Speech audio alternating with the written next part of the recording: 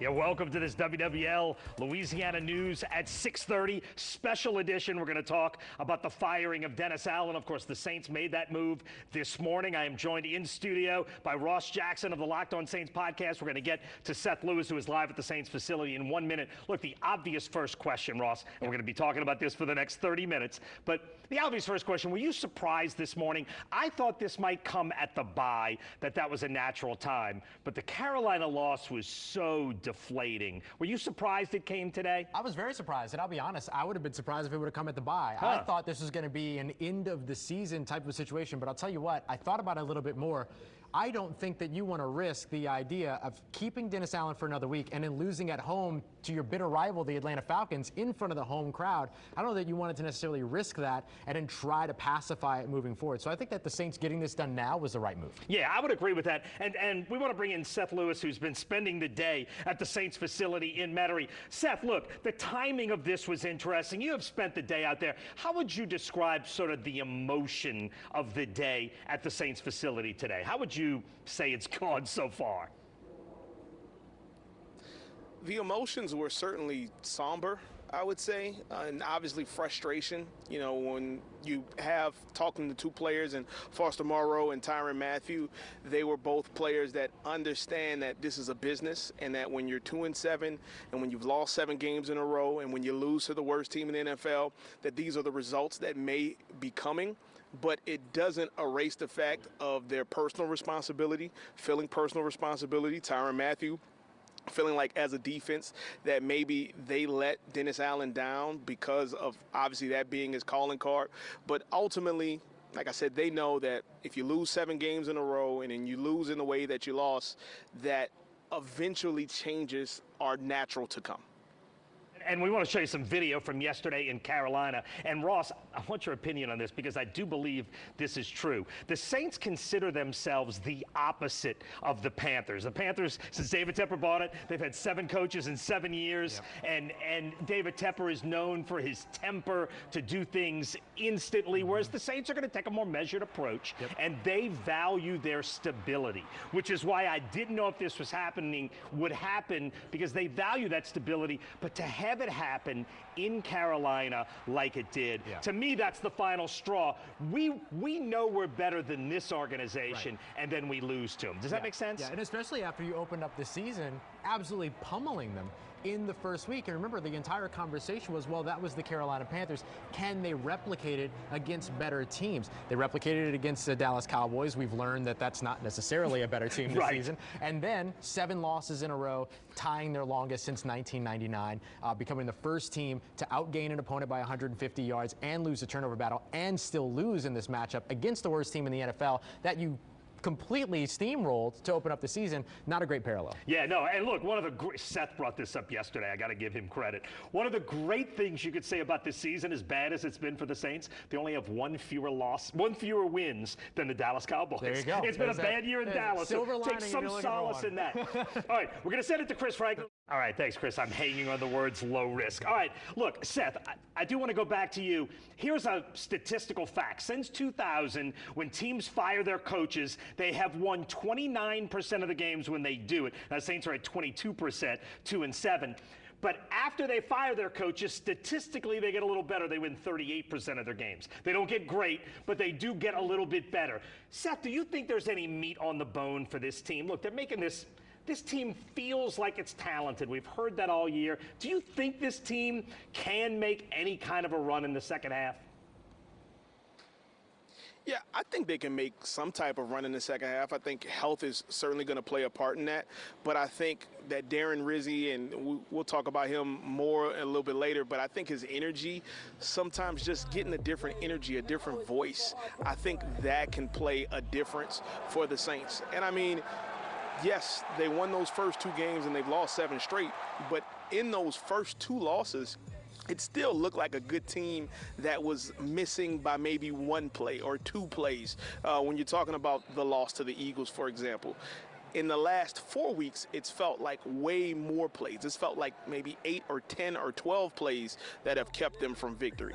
And so I think that this team can win some games.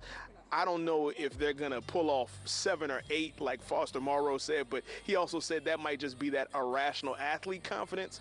But winning a couple games, certainly possible. And if they could beat the Falcons, that's always a good thing for fans in New Orleans. Yeah, look, if that does kickstart this week, that's a good thing. Yeah. And look, Seth, while you were talking, and I know you couldn't see this, but while you were talking, we were seeing Darren Rizzi, and as you're talking about his energy, we could see that. Yeah. Look, Ross, let's just be honest. And in the next segment, I want to talk about some coaching possibilities that might be out there, because that's what today is. What are Darren Rizzi's strengths, and what would you say are maybe his chances of keeping this job long term? Yeah, I would say that one of his strengths is that he's a culture guy. Yeah. And one of the things that he mentioned when he was asked about his coaching philosophy is that he said that he's an accountability guy. And if there's anything that Saints fans have been asking for a while, it's accountability when it comes to this team. So you're getting a little bit of culture, you're getting a little bit of that accountability. And I also think that the animated sort of fun nature that he could potentially bring to this team over the course of the final 8 games could be imperative for this team to get back onto the right side of their momentum. It feels like they need a wake-up call, doesn't it? Yeah, and there's no better vision of that dichotomy than that Week 18 game last year when Dennis Allen and Arthur Smith were yelling at one another. Yes. And you saw Dennis Allen kind of, Whoa, chill out, I'm chill sorry, out. I'm and sorry. then Darren Rizzi was going right back at Arthur Smith. Oh. That shows you everything you need to know in terms of the difference between these two guys. Dennis Allen is apologizing, and Darren Rizzi wanted to fight. He wanted to smoke. He wanted a piece of that. There's no doubt. All right, we're going to take a break now. When we come back, we're going to talk about some potential coaches who might be out there. And look, I'm not saying they should go after the grumpiest 72-year-old on the market, but he is a name that's going to come up. Of course, I'm talking about Bill Belichick. We'll bring up some names. Ricardo's going to join us, too, when we come back on this special edition of WWL Louisiana News at 6:30.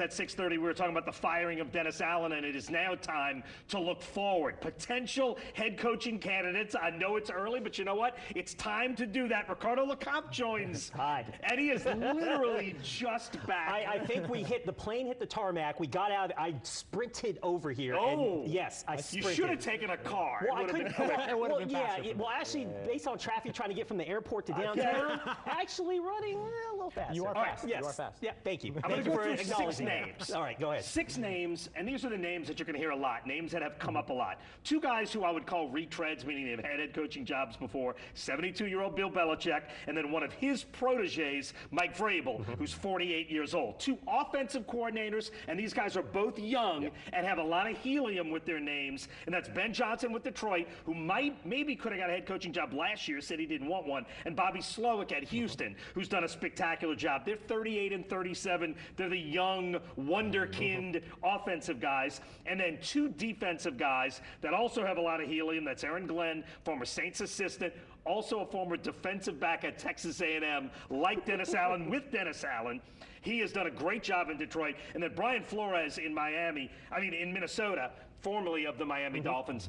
Brian Flores has done a spectacular job with the Vikings. He's going to get a second chance. He's 43. All right, Ricardo, we're going to start with you. Is there a guy among that group or just a thing you would like to see in the next Saints head coach? Well, my favorite, and this has been since last year when the question of whether Dennis Allen would be back for another year or not was Ben Johnson. I thought that was the hot name, the guy who's like pretty much revitalized that Detroit offense and got that thing moving. You see how dominant they are on that side of the ball this time this year.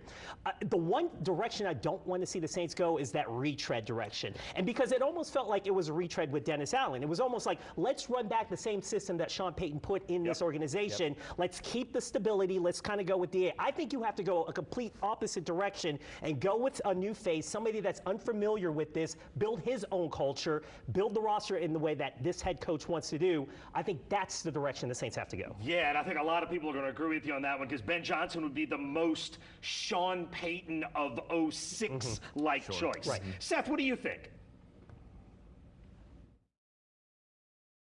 I think that Ben Johnson is the name that comes to the top of my mind, especially when you look at that Lions offense. You look at Jared Goff.